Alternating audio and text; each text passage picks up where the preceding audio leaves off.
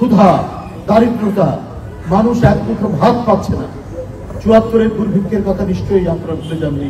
এখানে যারা উপস্থিত তাদের যারা হয়তো বাবা মা বেঁচে আছেন তারা নিশ্চয়ই সেই ভয়ঙ্কর রূপ দেখেছেন। দুর্ভিক্ষ কিরকম, অনাহার কিরকম, দারিদ্রতা কিরকম, এই সমস্ত বিপর্যস্তকর পরিস্থিতির পরে তিনি এগুলো লক্ষ্য করে কি করে খাদ্যের উৎপাদন বৃদ্ধি করতে হবে, কি করে মাছের উৎপাদন বৃদ্ধি করতে হবে, এই কারণে তিনি সারা দেশে খাল কাটলেন।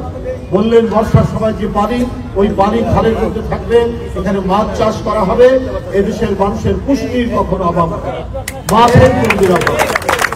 এরপরে তিনি খাদ্য উৎপাদনের জন্য তিনি নানা উদ্যোগ গ্রহণ করেছেন। অল্প সুদে তিনি ব্যাংক থেকে ঋণের ব্যবস্থা করলেন, কৃষি ঋণ। এ ধরনের অনেক পদক্ষেপ তিনি নিয়ে গোটা জাতিকে একটা শক্ত ভিত্তির উপর দাঁড় করলেন। বলেই আজও শহীদ রাষ্ট্রপতি জিয়াউর রহমান মানুষের কাছে অত্যন্ত শ্রদ্ধেয়, মানুষের কাছে অত্যন্ত একজন অনুকরণীয় নেতৃত্ব হিসাবে তিনি প্রতিষ্ঠিত করেছেন।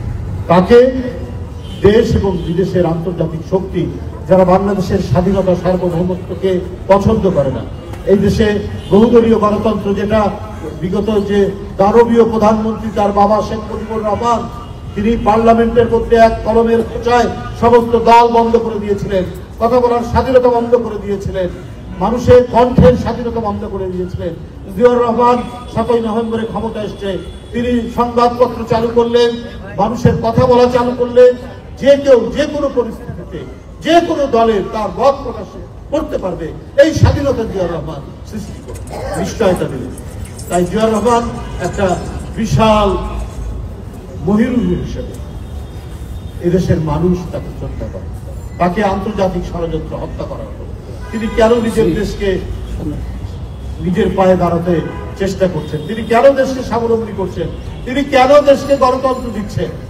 আমরা গণতন্ত্রের নমুনা শেখ হাসিনার আমলে দেখেছি, তার বাপের আমলেও তাই ছিল। এ আইন করে কিছু করে, আইন করেছে, কালো কানুন অনেক করেছে, দেখিয়েছে, কিন্তু মত প্রকাশের স্বাধীনতা ছিল। যারা কিছুটা মত প্রকাশ করার চেষ্টা করেছেন তাদের ঠাঁই হয়েছে, তাদের ঠিকানা হয়েছে কারাগারে। শেখ হাসিনার এই 15টি বছর রাজনৈতিক দল বিএনপি সহ যারা গণতন্ত্রের কথা বলেছে তাদের টপ টু বটম কারাগারের মধ্যে কাটাতে হয়েছে, না হলে তাদের তরুণ ছেলেদেরকে ধরে নিয়ে যাওয়া হয়েছে, গুম করা হয়েছে, হারিয়ে দেওয়া হয়েছে, নিরুদ্দেশ করে দেওয়া হয়েছে। এই তো হাসিনার আমল। তো এই আমলের ব্যতিক্রম আমল ছিল হচ্ছে বিএনপির আমল। বিএনপির আমলে যে কেউ যে কোনো রাজনৈতিক দলের মানুষরা নির্ভয়ে নির্বিঘ্নে আতঙ্ক ছাড়াই কথা বলতে পারে।